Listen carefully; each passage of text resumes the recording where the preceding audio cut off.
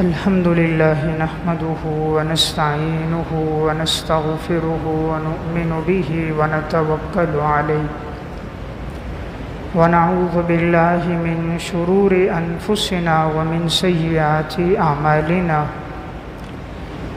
من يهده الله فلا مضل له ومن يضلله فلا هادي له وأشهد أن لا إله إلا الله وحده لا شريك له وأشهد أن محمدًا عبده ورسوله أما بعد فأعوذ بالله من الشيطان الرجيم بسم الله الرحمن الرحيم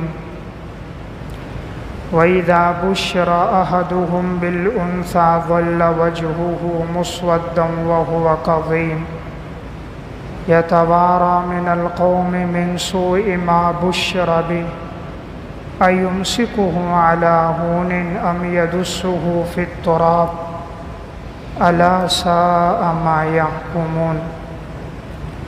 وقال الله تبارك وتعالى في مقام آخر يهب لمن يشاء إناثا ويهب لمن يشاء الذكور أو يزوجهم ذكرانا وإناثا ويجعل من يشاء عقيما إنه عليم قدير. وقال الله تبارك وتعالى في مقام آخر وإذا الموءودة سئلت بأي ذنب قتلت. وقال النبي صلى الله عليه وسلم من عال جاريتين حتى تبلغا جاء يوم القيامة أنا وهو وضم أصابعه رواه مسلم. وقال النبي صلى الله عليه وسلم من ابتلي بشيء من البنات فأحسن إليهن وكن له سترا من النار رواه مسلم. وقال النبي صلى الله عليه وسلم من ولدت له ابنة فلم يئدها ولم يهنها ولم يؤثر ولده عليها أدخله الله بها الجنة رواه أحمد في مسنده ورواه الحاكم في مستدركه ورواه البيهقي في شعب الإيمان صدق اللہ العظیم. میرے انتہائی واجب الاحترام قابل صد احترام بھائیوں، دوستوں اور بزرگوں، میں نے آپ کے سامنے قرآن کریم کی چند آیات اور نبی اکرم صلی اللہ علیہ وسلم کے ارشادات میں سے چند حدیثیں پڑھی ہیں. قرآن کریم کی جو آیات میں نے آپ کے سامنے تلاوت کی، اس میں اللہ رب العزت ارشاد فرماتے ہیں وَإِذَا بُشِّرَ أَحَدُهُمْ بِالْأُنثَىٰ ظَلَّ وَجْهُهُ مُسْوَدًّا وَهُوَ كَظِيمٌ، کہ جب انہیں خوشخبری دی جاتی تھی کہ ان کے گھر میں بیٹی کی ولادت ہوئی ہے تو یہ نہایت غصے میں ہوتے تھے، ان کے چہرے کا رنگ سیاہ ہو جاتا تھا اور یہ غصے سے بھرے ہوئے ہوتے تھے. یتوارا من القوم من سوء ما بشر بہ، کہ یہ قوم کے لوگوں سے چھپ کر پھرتے تھے اس عار کی وجہ سے کہ جو انہیں خوشخبری دی گئی تھی. ایمسکہ علی ہون، یا تو اسے روک کر رکھیں اپنے پاس اور ذلت کو برداشت کریں، ام یدسہ فی التراب، یا اس بچی کو زندہ درگور کر دے. الا ساء ما یحکمون، خبردار بہت برا ہے وہ جو یہ لوگ فیصلہ کرتے تھے. دوسری آیات میں اللہ رب العزت نے ارشاد فرمایا یہب لمن یشاء اناثا ویہب لمن یشاء الذکور، اللہ جسے چاہتا ہے بیٹیاں عطا کرتا ہے، جسے چاہتا ہے بیٹے عطا کرتا ہے، جسے چاہتا ہے دونوں عطا کرتا ہے. وَيَجْعَلُ مَن يَشَاءُ عَقِيمًا، جسے چاہتا ہے بانجھ کر دیتا ہے. کچھ بھی عطا نہیں کرتا۔ وہ جاننے والا ہے، وہ جانتا ہے کس کو کون سی اولاد دینی ہے، بیٹا ہے یا بیٹی ہے، کس کے حق میں کیا مفید ہے وہ جانتا ہے، اور وہ ہر چیز پر قادر بھی ہے، بیٹا بھی دے سکتا ہے، بیٹی بھی دے سکتا ہے۔ تیسرے مقام پر اللہ رب العزت نے فرمایا بِأَيِّ ذَنْبٍ قُتِلَتْ، کہ جس بچی کو زندہ درگور کیا گیا ہوگا، اللہ قیامت کے دن پوچھے گا وَإِذَا الْمَوْعُودَةُ سُئِلَتْ بِأَيِّ ذَنْبٍ قُتِلَتْ، کہ اسے کس جرم کی پاداش میں اس بچی کو زندہ درگور کیا گیا۔ گویا کہ قرآن کریم کی ان آیات میں اللہ رب العزت نے جس بات کو بیان فرمایا وہ جاہلیت کے اس دستور کو بیان کیا کہ ان کے گھروں میں جب کسی بیٹی کی پیدائش ہو جاتی تھی تو وہ اس بچی کو زندہ درگور کر دیتے تھے۔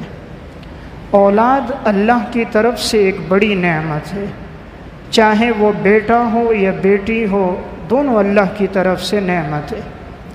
اس لیے اگر انسان کے گھر میں سب کچھ ہو، اولاد کی نعمت نہ ہو تو انسان غمگین اور پریشان ہوتا ہے۔ شادی کے چند سال گزر جائیں اور اگر اولاد نہ ہو تو کبھی ایک ڈاکٹر کے پاس، کبھی دوسرے کے پاس، کبھی ایک حکیم کے پاس، کبھی دوسرے طبیب کے پاس، کبھی ایک عامل کے دروازے پر، کبھی دوسرے عامل کے دروازے پر، انسان ہر چوکھٹ پہ صدا لگاتا ہے کہ کسی طرح اسے اولاد کی نعمت مل جائے۔ جہاں معلوم ہوتا ہے کہ وہاں سے اگر دوا لی جائے تو فائدہ ہوگا تو ہر ایسے ڈاکٹر اور حکیم کے پاس، ہر ایسے طبیب کے پاس وہ پہنچتا ہے۔ ہر نماز کے بعد اپنے لیے دعا بھی کرتا ہے، اہلیہ بھی گڑ گڑا کر اللہ سے مانگتی ہے۔ معلوم ہو علاقے میں کوئی بزرگ نیک صالح متقی انسان ہے، انسان اس سے بھی درخواست کے لیے کہتا ہے دعا کرو اللہ مجھے اولاد کی نعمت دے۔ اور اگر اولاد نہ ہو تو کوئی حج عمرے پہ جا رہا ہو تو اس سے کہتا ہے جب بیت اللہ پہ نظر پڑے تو میرے لیے اولاد کی دعا کرنا۔ اور جب رسول اللہ صلی اللہ علیہ وسلم کے روزے پر حاضری ہو میری طرف سے سلام کہنا، مسجد نبوی میں میرے لیے دعا کرنا، حتیم کے سامنے، حجر اسود کے سامنے اور مقام ابراہیم کے پیچھے میرے لیے دعا کرنا۔ معلوم ہوا اولاد اللہ کی ایک بڑی نعمت ہے۔ اب اس نعمت میں چاہے وہ بیٹا ہو وہ بھی نعمت ہے، اور اگر بیٹی اللہ عطا کر دیں تو وہ بھی اللہ کی طرف سے ایک نعمت اور رحمت ہے۔ عموماً دیکھنے میں یہ آتا ہے کہ اللہ اگر بیٹے کی نعمت عطا کر دے تو انسان اس پہ بڑی خوشی کا اظہار کرتا، اور اگر اللہ بیٹی کی صورت میں یہ رحمت عطا کر دے تو اس پر اتنی خوشی کا اظہار نہیں ہوتا۔ بیٹا ہو جائے تو انسان خوشی میں عقیقہ بھی کرتا ہے، بہت سوں کو دعوت دے کر بلاتا بھی ہے، خوشی میں مٹھائیاں بھی تقسیم ہوتی ہیں، اور دوسروں کو پیغام بھی دیتا ہے کہ میرے گھر میں بیٹا ہوا ہے۔ سسرال والے بھی خوشی کا اظہار کرتے ہیں اور والد بھی اس پر نہایت خوش ہوتا ہے۔ خدا نہ کرے اگر گھر میں بیٹی ہو جائے، حالانکہ بیٹی بھی اللہ کی طرف سے تو، لیکن بیٹی پر اس طرح کی خوشی کا اظہار نہیں ہوتا، نہ انسان اس پر مٹھائی تقسیم کرتے نظر آتا ہے۔ اگرچہ شریعت کا حکم تو نہیں ہے لیکن عموماً ایک رسم ہے کہ لوگ اس موقع پر خوشی میں یہ شیرینی تقسیم کرتے ہیں۔ تو بچی کی پیدائش پہ نہ یہ دیکھنے میں آتا ہے، نہ اس کی طرف سے عقیقہ دیکھنے میں آتا ہے، بلکہ بچی کی پیدائش ہو تو والد کا چہرہ بھی افسردہ ہوتا ہے، گھر والے بھی پریشان ہوتے ہیں، ساس سسر بھی گویا غصے میں ہوتے ہیں، اور اس ماں کو غصے کی حالت میں سب نگاہوں سے گویا کہ اس طرح دیکھ رہے جیسے کہ وہ تیروں سے کسی کو چھلنی کر رہے کہ لڑکی کیوں پیدا ہو گئی۔ حالانکہ لڑکی عطا کرنا اللہ کی طرف سے ہے، اس میں اس ماں کا کوئی قصور نہیں ہے، اللہ کی طرف سے عطا کردہ نعمت ہے۔ شوہر بھی ناراض ہوتا ہے، سسرال والے بھی ناراض ہوتے ہیں کہ بیٹا کیوں نہیں ہوا، بیٹی کیوں ہو گئی۔ اور اگر کسی گھر میں 3-4 بچیوں کی پیدائش ہو جائے تو دیکھنے میں آیا بسا اوقات نادان شوہر بیوی کو طلاق دے دیتا ہے، بیوی پہ ظلم و ستم کرتا ہے، اور سب اس کو ترچھی نگاہوں سے دیکھتے ہیں کہ یہ وہ ہے جس کی بیٹیاں ہیں اور اس کا بیٹا کوئی نہیں۔ گویا آج ہمارا معاشرہ وہ بنتا جا رہا ہے جو جاہلیت کا معاشرہ تھا۔ جاہلیت میں بھی اگر کسی گھر میں بیٹی کی خبر ہو جاتی کہ گھر میں بچی پیدا ہوئی ہے تو ان لوگوں کی حالت کیا ہوتی تھی؟ قرآن کریم میں اللہ رب العزت بیان فرماتے ہیں وَإِذَا بُشِّرَ أَحَدُهُمْ بِالْأُنثَىٰ، جب انہیں خوشخبری دی جاتی کہ ان کے گھر میں بچی کی پیدائش ہوئی ہے، ظَلَّ وَجْهُهُ مُسْوَدًّا وَهُوَ كَظِيمٌ، ان کا چہرہ سیاہ ہو جاتا تھا اور وہ گویا غصے میں بھرے ہوئے ہوتے تھے کہ یہ کیوں بیٹی کی پیدائش ہو گئی۔ يَتَوَارَىٰ مِنَ الْقَوْمِ مِنْ سُوءِ مَا بُشِّرَ بِهِ، قوم سے چھپ چھپ کر پھرتے تھے کہیں قوم کے لوگ یہ طعنہ نہ دیں، یہ عار نہ دلائیں کہ تیرے گھر میں بیٹی کی پیدائش کیوں ہوئی ہے۔ أَيُمْسِكُهُ عَلَىٰ هُونٍ، یا تو وہ اسے روک کر رکھتا، ذلت برداشت کرتا، یا اسے زندہ درگور کر دیتا۔ قرآن کہتا ہے الا ساء ما یحکمون، خبردار بہت برا تم لوگ فیصلہ کرتے ہو۔ تو بیٹی اللہ کی طرف سے ایک بڑی نعمت ہے۔ عموماً یہ دیکھنے میں آتا ہے کہ بیٹیوں کے ساتھ ناانصافیاں زیادہ ہوتی ہیں۔ بیٹوں کے ساتھ تو بڑی شفقت رحم دلی کا معاملہ ہوتا ہے، لیکن بیٹیوں کے ساتھ اس طرح کا عدل اور انصاف نہیں ہوتا۔ حالانکہ اللہ رب العزت نے قرآن کریم میں بیٹیوں کا تذکرہ پہلے کیا ہے، بیٹوں کا تذکرہ بعد میں کیا۔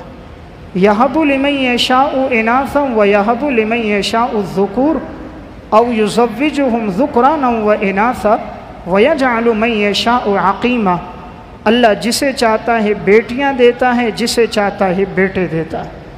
مفسرین نے یہاں ایک نقطہ لکھا کہ بیٹیوں کا تذکرہ پہلے ہے، معلوم ہوا جس گھر میں پہلی پیدائش بیٹی کی ہوتی ہے وہ گھر بابرکت ہوتا ہے۔ جس عورت کے بطن سے پہلے بچی کی پیدائش ہو وہ بابرکت اور باسعادت ہوتی ہے۔ تو اللہ تعالیٰ نے بچی کی پیدائش کا تذکرہ پہلے کیا ہے، اور جو بشارتیں آئی ہیں احادیث میں وہ بیٹیوں کی تربیت پر آئی ہیں اور ان کی نشو و نما کرنے پر، ان کے ساتھ حسن سلوک کرنے پر آئی ہے۔ اور جاہلیت کا وہ جو عمل تھا کہ جب بچی پیدا ہو جائے اور اسے زندہ درگور کیا جائے، قرآن کریم نے اس کے بارے میں فرمایا وَإِذَا الْمَوْءُودَةُ سُئِلَتْ بِأَيِّ ذَنبٍ قُتِلَتْ، کہ جب زندہ درگور کی ہوئی بچی سے پوچھا جائے گا تجھے کس جرم کی پاداش میں قتل کیا گیا۔ معلوم ہوتا ہے یہ جاہلیت کا معاشرہ تھا جو بچی کی پیدائش کو معیوب سمجھتے تھے۔ اسلام کا معاشرہ کیا ہے، شریعت کی اس بارے میں تعلیمات کیا ہے؟ تو جناب رسول اللہ صلی اللہ علیہ وسلم نے ارشاد فرمایا من عال جاریتین حتی تبلغا جاء یوم القیامہ انا وہو وضم اصابعہ۔ صحیح مسلم کی روایت ہے، آپ نے فرمایا جس نے اپنی 2 بیٹیوں کی پرورش کی یہاں تک کہ وہ دونوں بیٹیاں بالغ ہو گئیں تو یہ شخص جنت میں میرے ساتھ اس طرح ہوگا جس طرح یہ ہاتھ کی 2 انگلیاں آپس میں ملی ہوئی ہیں، جنت میں یہ شخص میرے ساتھ اس طرح ہوگا۔ من عال جاریتین، جس شخص کی 2 بیٹیاں ہوں، حتیٰ تبلغا جاء یوم القیامہ، وہ دونوں بیٹیاں بالغ ہو گئیں، یہ ان کی پرورش کرتا رہا۔ قیامت کے دن رسول اللہ صلی اللہ علیہ وسلم فرماتے ہیں جاء یوم القیامت انا وہو، قیامت کے دن میں اور وہ اس طرح قریب ہوں گے، وضم اصابعہ، اپنی اپنی دونوں انگلیوں کو ملا کر دکھایا۔ تو بیٹیوں کی پرورش پر جناب رسول اللہ صلی اللہ علیہ وسلم کی جنت میں رفاقت نصیب ہوگی۔ بیٹوں کی پرورش پر یہ ارشاد نہیں ہوا، بیٹوں کی تربیت پر یہ فضیلت بیان نہیں ہوئی، بیٹیوں کی تربیت پر ہوئی۔ اس سے بڑھ کر کیا فضیلت ہوگی اگر کسی مسلمان کو یہ بتلا دیا جائے کہ روز محشر جناب رسول اللہ صلی اللہ علیہ وسلم کا قرب تجھے نصیب ہوگا اگر تیری 2 بیٹیاں ہیں اور تو نے ان کی پرورش کی، تو یہ بڑی فضیلت کی بات ہے۔ صحیح مسلم کی روایت ہے، ام المومنین حضرت عائشہ صدیقہ رضی اللہ تعالیٰ عنہ فرماتی کہ ایک عورت مسکین میرے پاس آئی، لاچار غریب عورت تھی، اس کے ساتھ اس کی 2 بیٹیاں بھی تھیں، کھانے پینے کے لیے کچھ تھا نہیں، تو اس نے مجھ سے مطالبہ کیا اگر کچھ ہو تو مجھے دے دو۔ ام المومنین حضرت عائشہ رضی اللہ تعالیٰ عنہ نے گھر میں دیکھا تو 3 کھجور کے دانے تھے، انہوں نے وہ تینوں کھجوریں اس عورت کو دے دی۔ اس ماں نے ایک کھجور اپنی ایک بیٹی کو دی، دوسری کھجور اپنی دوسری بیٹی کو دی، اور جو تیسری رہ گئی جب کھانے لگی تھیں تو بیٹی نے مطالبہ کیا تو ماں نے اس کے بھی 2 ٹکڑے کر دیے، ایک حصہ ایک بیٹی کو دے دیا، دوسرا حصہ دوسری بیٹی کو دے دیا، اور ماں نے خود کچھ نہیں کھایا۔ ام المومنین حضرت عائشہ یہ منظر دیکھتی رہیں۔ جب وہ عورت چلی گئی تو رسول اللہ صلی اللہ علیہ وسلم تشریف لائے، آپ سے فرمائے وہ عورت آئی تھی بڑی لاچار اور غریب تھی، اور میرے پاس گھر میں صرف 3 کھجور کے دانے تھے، میں نے دے دیے، لیکن اس نے خود نہیں کھایا، ایک ایک بیٹی کو دیا، دوسرا دوسری بیٹی کو دیا، اور تیسرے کے 2 حصے کر کے اپنی دونوں بیٹیوں میں دے دیے۔ رسول اللہ صلی اللہ علیہ وسلم نے ارشاد فرمایا، ان اللہ قد اوجب لها بها الجنہ، یقیناً اللہ نے اس کے لیے جنت کو واجب کر دیا۔ کہ یہ جو بیٹیوں کے ساتھ اس کا حسن سلوک تھا، بیٹیوں کے ساتھ اس کی جو محبت تھی، اس کو جو اس نے اپنے اوپر ترجیح دی، آپ نے فرمایا اللہ نے اس کے لیے جنت کو واجب کر دیا ہے۔ معلوم ہوتا ہے بیٹیوں کی پرورش جنت کو واجب کرنے والا عمل ہے۔ تو ایک بشارت کیا ہے کہ حضور کی رفاقت نصیب ہوتی ہے، دوسری فضیلت کیا ہے کہ اس عمل کی وجہ سے انسان کے لیے جنت واجب ہو جاتی ہے۔ صحیح مسلم کی روایت ہے، رسول اللہ صلی اللہ علیہ وسلم نے ارشاد فرمایا، من ابتلی بشیء من البنات فاحسن الیہن کن لہ سترا من النار، جس کو اللہ نے بیٹیاں عطا کی اور اس نے ان بیٹیوں کو اچھی تربیت دی، بیٹیوں کے ساتھ حسن سلوک کیا، تو یہ بیٹیاں اس کے لیے جہنم سے پردہ بن جائیں گی، یعنی یہ آڑ اور دیوار بن جائیں گی، گویا یہ اپنے والدین کو جنت میں داخل نہیں ہونے دیں گی، اور اس کی وجہ سے وہ انسان جہنم سے محفوظ ہو کر جنت میں داخل ہو جائے گا۔ تو اس حدیث میں کتنی بڑی فضیلت ہے کہ جس کو اللہ نے بیٹیاں دیں اور اس نے ان کی تربیت اچھی کی، تو آپ نے فرمایا کہ یہ بیٹیاں کن لہ سترا من النار، قیامت کے دن جہنم سے آڑ بن جائیں گی، یعنی جہنم سے اس انسان کو بچائیں گی اور جنت میں جانے کا ذریعہ بن جائیں گی۔ تو کتنی فضیلت ہے بیٹیوں کی پرورش کرنے پر۔ سنن ابی داؤد اور سنن ترمذی کی روایت ہے، رسول اللہ صلی اللہ علیہ وسلم نے ارشاد فرمایا، آپ نے فرمایا جس شخص کی 3 بیٹیاں ہوں یا 3 بہنیں ہوں اور اس نے ان تینوں بہنوں کی تربیت کی یہاں تک کہ بالغ ہوئیں اور ان کا نکاح کر دیا، فرمایا کہ ایسا شخص جنت میں داخل ہوگا۔ اسی طرح ایک روایت میں 2 بیٹیوں اور 2 بہنوں کا ذکر بھی آیا ہے، تو گویا جس کی 2 یا 3 بیٹیاں ہوں، 2 یا 3 بہنیں ہوں، اور اس نے ان کے ساتھ حسن سلوک سے پیش آیا، ان کے حقوق ادا کیے، یہاں تک کہ شادی کر دی، فرمایا کہ یہ عمل اس کے لیے جنت میں جانے کا ذریعہ بن جائے گا۔ تو اتنی بشارتیں آئی ہیں بیٹیوں کی پرورش پر، اس لیے بیٹی اللہ کی طرف سے ایک بہت بڑی نعمت اور عطا ہے۔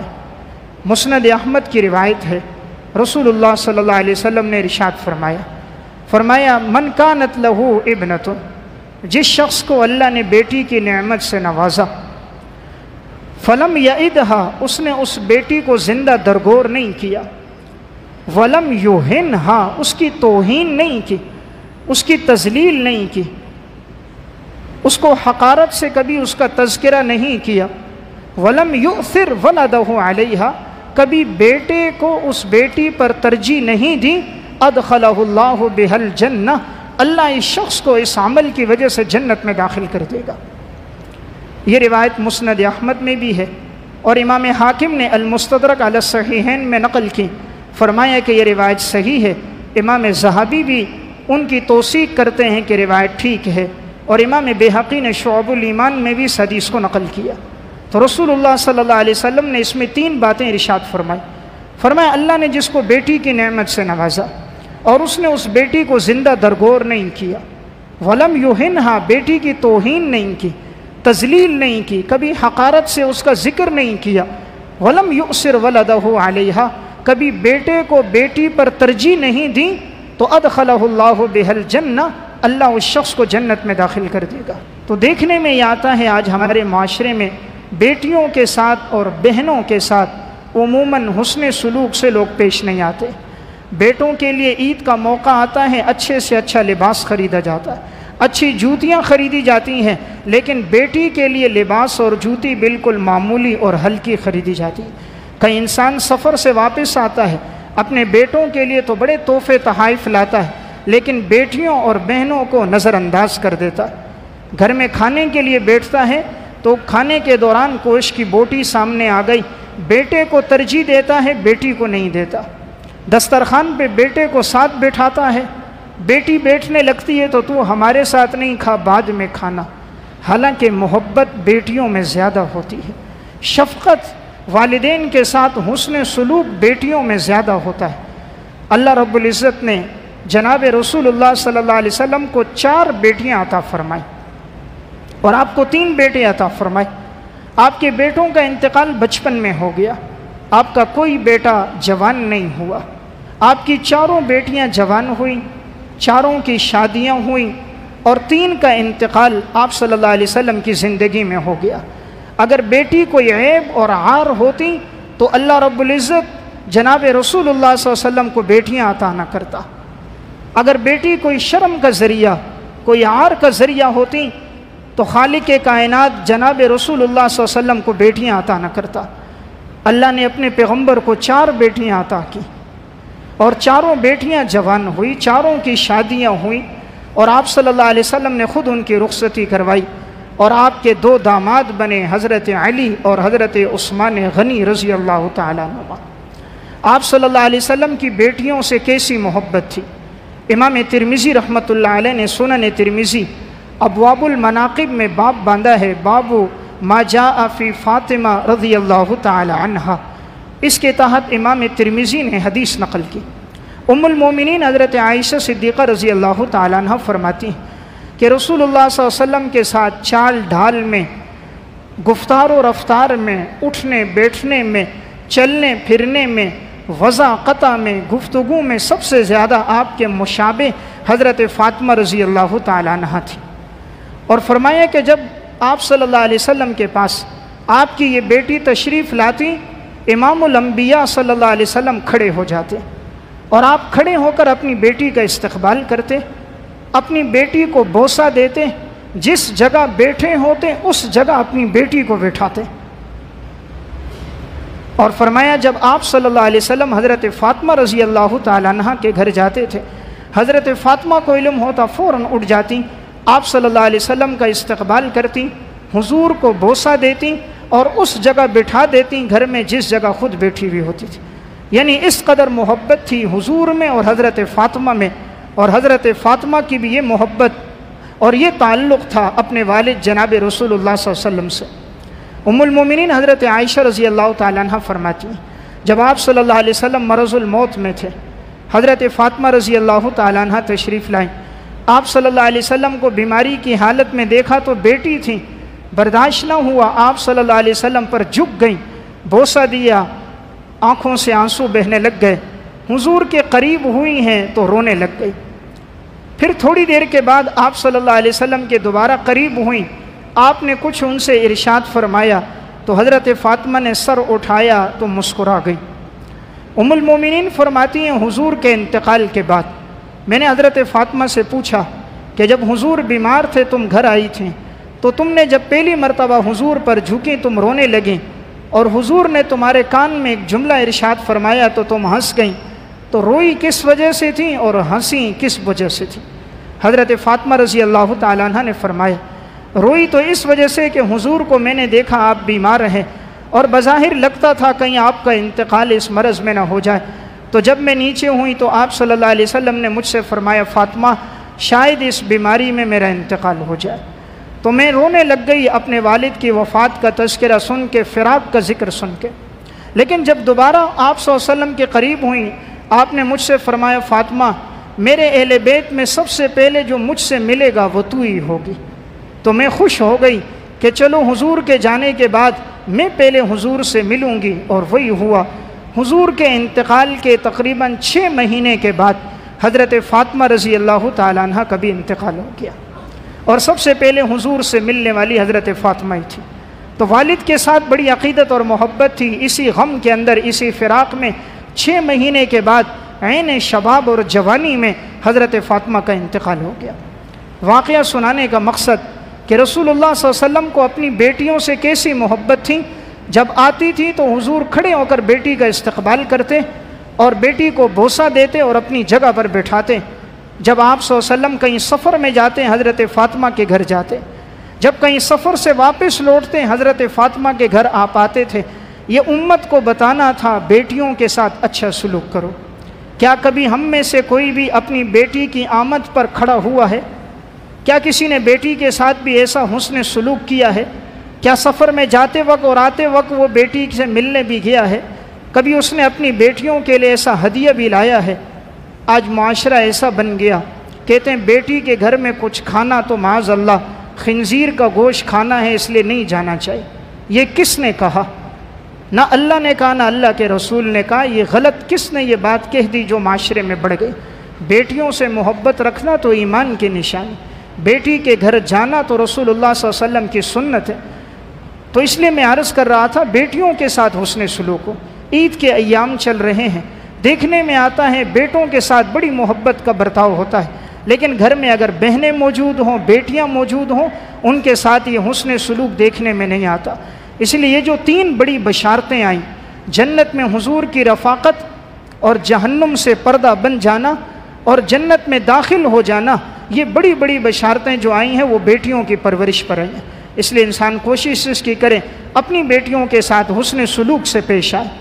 امام دارمی رحمۃ اللہ علیہ نے سنن دارمی میں یہ واقعہ نقل کیا، اور اسی طرح ملا علی قاری رحمۃ اللہ علیہ نے مرقات المفاتیح میں، اور علامہ طیبی رحمۃ اللہ علیہ نے شرح مشکات میں واقعہ لکھا۔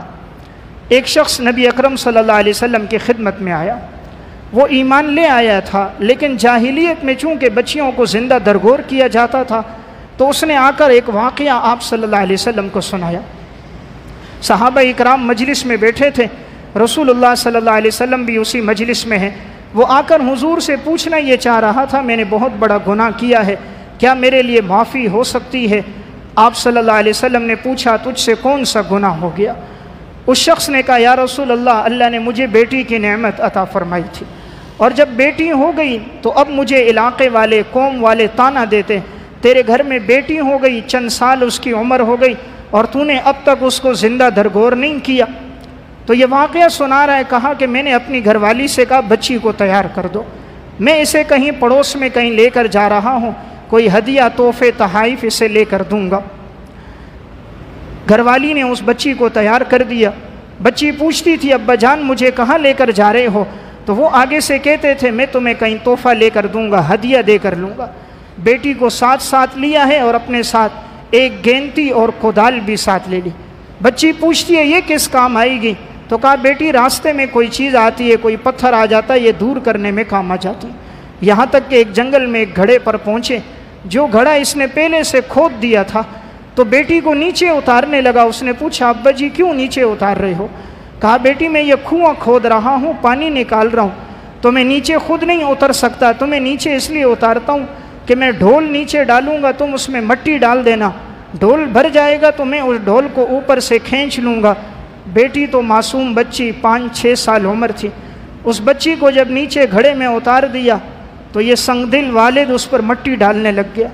وہ نیچے سے یہی کہتی رہی یا ابتا یا ابتا، پیارے ابا جان، پیارے ابا جان، مجھ سے کیا خطا ہو گئی جو تم یہ کر رہے ہو؟ مجھے معاف کر دو اگر مجھ سے کوئی غلطی ہو گئی۔ گویا زبان حال سے اس نے یوں کہا اگر میرا کھانا پینا تمہارے اوپر بوجھ ہے، میں کہیں مانگ کر زندگی گزار دوں گی، مجھے زندہ درگور نہ کرو۔ اگر مجھ سے تکلیف ہے گھر سے نکال دو، لیکن میرے اوپر مٹی نہ ڈالو۔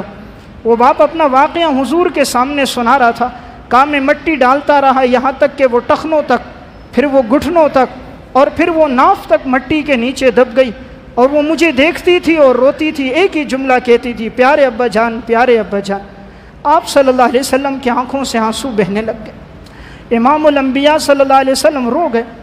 صحابہ اکرام نے اس سے کہا تم نے آپ صلی اللہ علیہ وسلم کو رلا دیا۔ آپ نے فرمایا اسے کچھ نہ کہو۔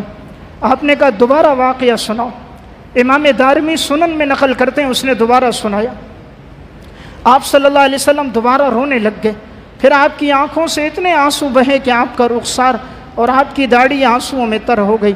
آپ صلی اللہ علیہ وسلم نے پھر فرمایا تم نے گناہ تو بہت بڑا کیا، لیکن اللہ سے معافی مانگو، اسلام سے ہر گناہ معاف ہو جاتا ہے، اللہ تمہارا گناہ یہ معاف کر دے گا۔ واقعہ سنانے کا مقصد یہ ہے کہ اتنی جاہلیت تھی کہ بچیوں کو زندہ درگور کر دیا جاتا تھا، اور اس واقعے سے جناب رسول اللہ صلی اللہ علیہ وسلم بھی رونے لگ گئے۔ آج لوگ کہتے ہیں اسلام نے عورت کو کیا دیا؟ اسلام نے جو عورت کو حق دیا کسی نے نہیں دیا۔ اسلام نے کہا اگر عورت ماں ہے تو اس کے قدموں کے نیچے جنت ہے، اور اگر عورت بیوی ہے تو خیرکم خیرکم لأہلہ، تم میں بہترین وہ ہے جو اپنی بیویوں کے ساتھ حسن سلوک کرے۔ اور اگر وہ عورت بیٹی اور بہن ہے، آپ نے فرمایا جس نے اپنی 2 بیٹیوں کی پرورش کی، من عال جاریتین حتی تبلغ جاء یوم القیامہ انا وہوا وضم اصابعہ، وہ قیامت کے دن میرے اتنا قریب ہوگا جتنا کہ میری یہ 2 انگلیاں ہیں۔ اتنی فضیلت بیان کی ہے اسلام نے عورت کی۔ تو میں عرض کر رہا تھا بیٹی کا ایک مقام ہے، اس لیے ہمیں کوشش یہ کرنی چاہیے اگر بیٹوں کے لیے ہدیے اور تحفے لائیں تو اپنی بیٹیوں کو بھی اس میں شریک کریں، بیٹی کی آمد پر خوشی کا اظہار ہو، بیٹی کو بھی تحفے تحائف اور اپنی نیک دعاؤں میں یاد رکھا جائے۔ بعض نادان اس وجہ سے بیویوں کو طلاق دے دیتے ہیں کہ بچی کی پیدائش کیوں ہوئی۔ مکافات عمل میں ڈاکٹر عبدالغنی فاروق نے ایک واقعہ لکھا، کہا ایک شخص تھا طاہر شاہ اس کا نام تھا، تو اس نے اپنی پھوپھی زاد بہن سے اس کی شادی ہوئی، اللہ رب العزت نے اسے پہلے ایک بیٹا دیا پھر ایک بیٹی پیدا ہو گئی۔ اب چونکہ اس کے پاس تعلیم نہیں تھی، انگریزی تعلیم اس کے پاس نہیں تھی، دینی تعلیم تھی، قرآن پڑھی ہوئی تھی، اور اس کے والدین نے اسے کوئی زیادہ جہیز نہیں دیا تھا، تو یہ آئے دن اس کو تانے دیتا تھا تیرے پاس تعلیم نہیں ہے۔ آج کے الفاظ میں وہ ماڈرن عورت نہیں تھی، وہ گھریلو عورت، خدمتگار عورت تھی۔ جب دوسری بچی کی پیدائش ہو گئی تو اسے غصہ آ گیا، تیرے گھر میں بیٹی کیوں پیدا ہو گئی، میں رکھنا نہیں چاہتا۔ بلا وجہ اپنی بیوی کو اس نے طلاق دے دی۔ اس کے بعد اس نے اپنے علاقے کی ایک نہایت مالدار لڑکی کے ساتھ عشق ہوا، اسے شادی کا پیغام دیا، اور یہ اس تمنا اور لالچ میں تھا وہاں سے جہیز بھی بہت ملے گا، ماڈرن لڑکی ہے، گھومے گی پھرے گی، حسن و جمال والی ہے، بہت سی اس نے اس سے لالچیں اور امیدیں رکھی۔ عشق کا بوت تھا، شادی ہو گئی۔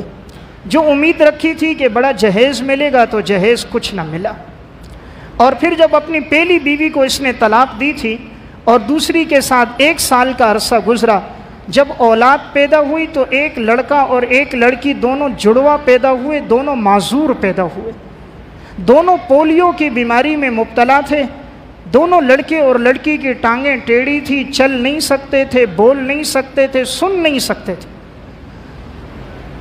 پھر اس کے بعد یہ علاج کراتا رہا، کبھی ایک حکیم، کبھی ایک ڈاکٹر، کبھی دوسرے حکیم، یہاں تک کہ بیرون ملک علاج تک گیا، لیکن وہ بچہ اور بچی ٹھیک نہ ہوئے۔ اس کے بعد اس کے گھر میں 2 بیٹیاں اور پیدا ہو گئیں۔ اب بچیاں جوانی کی عمر کو پہنچ گئیں، کوئی رشتے نہیں آتے تھے، تو یہ گھر جب بھی آتا بیٹیوں کو دیکھتا تو پریشان، معذور بچوں کو دیکھتا تو پریشان۔ اللہ نے دنیا میں اس کو سزا دے دی کہ تو نے ناحق اپنی بیوی کو طلاق دی صرف اس وجہ سے کہ اس کے گھر میں بیٹی کی پیدائش ہو گئی۔ آخر اس کا کیا قصور ہے؟ یہ تو رب کی عطا ہے، بیٹی دینا تو میرے اللہ کا حکم ہے۔ مسلمان ہو کر اللہ کے فیصلے پہ راضی نہیں، وہ کیا مسلمان جو خدا کے فیصلے پہ راضی نہ ہو؟ ایمان کی نشانی ہے اللہ نے جو دیا، یا اللہ تیرا شکر ہے۔ ان سے پوچھیں جن کی اولاد نہیں ہے، وہ کہتے ہیں معذور بچی بھی ہو لیکن ہو گھر کی ایک رونق بن جائے۔ تو بیٹیوں میں بڑی وفا اور ہمدردی کا جذبہ ہوتا ہے۔ تو میں عرض کر رہا تھا آج کے معاشرے میں دیکھنے میں آیا، اس وجہ سے بسا اوقات طلاق دے دی جاتی ہے اور بیویوں پہ ظلم ہوتا ہے کہ بچی کی پیدائش کیوں ہو گئی۔ یہ معاشرے سے ختم ہونا چاہیے، جاہلیت کا دستور تھا۔ اسلام نے آپس میں محبت، الفت، یہ انسان کو جذبہ دیا۔ جب انسان ناحق طور پر اس طرح کی طلاقیں دیتا ہے، بیویوں پر ظلم و ستم کرتا ہے، یا آنے والی دوسری بیوی اس کا مطالبہ کرتی ہے تو اللہ اسے بھی پھر سزا دیتا ہے۔ مکافات عمل ہی میں انہوں نے ایک واقعہ لکھا کہ ایک شخص فیصل ٹاؤن لاہور میں رہتا تھا، افسر تھا، گمن اس کا نام تھا۔ اس نے اپنی پہلی شادی کی اپنی برادری میں، وہ نہایت نیک صالحہ متقیہ عورت تھی، دیہات کی رہنے والی، بڑی دیندار، صوم و صلات کی پابند تھی، لیکن اس سے اس کی اولاد نہ ہوئی۔ یہ بات بات میں اسے تانے بھی دیتا، اس کے ساتھ جھگڑا بھی کرتا۔ ایک دفعہ حج کا موقع آیا، اس عورت نے اپنے لیے کچھ پیسے جمع کیے تھے کہ میں حج پہ جاؤں گی، والدین حج پہ جا رہے تھے تو اس نے بھی اس سے درخواست کی میں بھی حج پہ جاتی ہوں، میرے پاس اتنی رقم ہے۔ اس نے اجازت دے دی، والدین کے ساتھ یہ لڑکی حج پہ چلی گئی، اور اس نے یہاں ان دنوں میں کسی اور کے ساتھ عشق کر دیا۔ جس کے ساتھ عشق ہوا اس لڑکی نے شرط یہ لگائی کہ میں تیرے سے تب شادی کروں گی جب پہلی بیوی کو طلاق دے گا۔ اس نے کہا وہ تو ابھی ہے نہیں، حج پہ گئی ہے۔ کہا جیسے لوٹ کر آئے گی اس کو طلاق دے دینا، اولاد تو تیری ہے نہیں، منحوس ہے وہ، طلاق دے دے تب میں تیرے ساتھ رہوں گی۔ عشق کا بھوت سوار تھا، کہا ٹھیک ہے۔ وہ نیک صالحہ عورت ماں باپ کے ساتھ حج پہ گئی ہوئی تھی۔ جب وہاں سے وہ حج کر کے واپس لوٹی، جس دن اس نے گھر آنا تھا اس نے پہلے سے شادی کر لی تھی۔ وہ لڑکی جب اپنے گھر میں داخل ہونے لگی چوکھٹ سے اندر، تو اس شوہر نے اس کی طرف وہ جو نکاح کا فارم تھا اپنی دوسری بیوی کو دیا، اور وہ اس کے پاس گئی، چوکھٹ پر ہی اس کو پکڑا دیا کہ تجھے 3 طلاق دے دیے، گھر آنے کی ضرورت نہیں ہے، جا یہاں سے۔ اس لڑکی نے جب وہ دیکھا تو ابھی حج سے لوٹی تھی، اتنا بڑا صدمہ ہوا، عبادت کر کے آئی اور اس ظالم نے بلا وجہ مجھے طلاق دے دی، تو برداشت نہ ہوا، وہیں پہ نیچے گر گئی، بے ہوش ہو گئی۔ گھر کی چوکھٹ تھی، اس کے والدین کو بھائیوں کو پتہ چلا، وہ لوگ آئے اور اسے لے کر چلے گئے، اور یہ تو یہاں بڑی خوش تھی کہ چلو اب یہ پورا گھر میرے پاس آ گیا، اور اسے اس نے طلاق دے دی ہے۔ عشق کا بھوت 1.5 سال سے زیادہ نہیں رہتا، اور عشق کی شادیاں کبھی کامیاب نہیں ہوتی، ان میں کبھی سکون اور اطمینان نہیں ملتا۔ رب کو ناراض کر کے بھی کوئی سکون پا سکتا ہے، خالق کائنات کے احکامات کو توڑ کر بھی کوئی اطمینان پا سکتا ہے، بد نظری کر کے شریعت کے احکامات کے خلاف چل کر بھی کوئی سکون پا سکتا ہے۔ اللہ رب العزت نے بھی پھر اس لڑکی کو سزا دی۔ سال کا عرصہ ہی گزرا تھا، اولاد اس سے بھی نہ ہوئی، گھر کے اندر اچانک آگ لگ گئی، اور اس نے ریشمی لباس پہنا ہوا تھا، وہ کچن سے آگ اس کے کپڑوں میں لگی۔ اس نے شوہر کو آواز دی، آگ لگ گئی۔ شوہر قریب گیا آگ بجھانے کے لیے، تو آگ بجھاتا رہا، اس کے دونوں ہاتھ بھی آگ میں جھلس گئے، یہاں تک کہ وہ آگ کی گرمی اور حرارت میں باہر کی طرف بھاگی۔ جیسے گھر کی چوکھٹ سے نکلی، اسی جگہ گر کر وہ لڑکی مر گئی جس جگہ اس نے پہلی لڑکی کو طلاق نامہ دیا تھا، جس جگہ پہلی لڑکی کو طلاق نامہ دیا تھا، اور وہ گر کر بے ہوش ہوئی تھی، اسی جگہ یہ گر کر اس کا انتقال ہو گیا۔ اللہ نے دنیا کا بدلہ دنیا میں دے دیا کہ تو نے ناحق اس کو طلاق دلوائی، اس کا بھی انجام یہ ہوا۔ اور جس نے اس کو ناحق طلاق دی تھی، ہاتھ جھلس گئے، اس کے بعد وہ بھی ذہنی مریض بن گیا، کسی پل اس کو بھی چین اور سکون نہیں آتا تھا، جہاں رشتہ لینے جاتا کوئی رشتہ نہ دیتا، آخر کی ساری زندگی بے سکونی بے اطمینانی میں، سر کبھی ایک جگہ کبھی دوسری جگہ ٹکرایا اور دنیا سے وہ بھی چلا گیا۔ تو میں عرض کر رہا تھا، اس وجہ سے بیویوں کو طلاق دینا کہ اولاد میں بیٹی کیوں ہو گئی یا ناحق طلاق دینا، اس سے بچنا چاہیے۔ انسان کوشش یہ رکھیں عفو درگزر کے نظام کو اپنائے۔ اللہ نے نعمت دی ہے تو بیٹی اور بہن ایک بہت بڑی نعمت ہے۔ عید کے ان ایام میں اللہ نے وسعت دی ہو، ان کے ساتھ تحفے تحائف انہیں دیے جائیں، ان کے ساتھ عید کے موقع میں خوشیوں میں شریک ہوا جائے۔ جب انسان یہ حسن برتاؤ کرتا ہے اللہ بھی عطا کرتا ہے، اور جو ناحق طلاق دیتا ہے پھر زندگی میں کسی پل اسے بھی چین نہیں ہوتا۔ شادیاں تو کر لیتا ہے، اولادیں نافرمان ہوتی ہیں، اولادیں اپاہج اور معذور پیدا ہو جاتی ہیں، اور وہی بیوی درد سر بن جاتی ہے، نہ گھر کی زندگی میں سکون نہ باہر میں سکون، پھر انسان ذہنی مریض بن کر یا گھر کی 4 دیواری میں یا کسی منٹل ہسپتال میں جا کر ایڑیاں رگڑ رگڑ کر دنیا سے چلا جاتا ہے۔ اللہ ہم سب کو عمل کی توفیق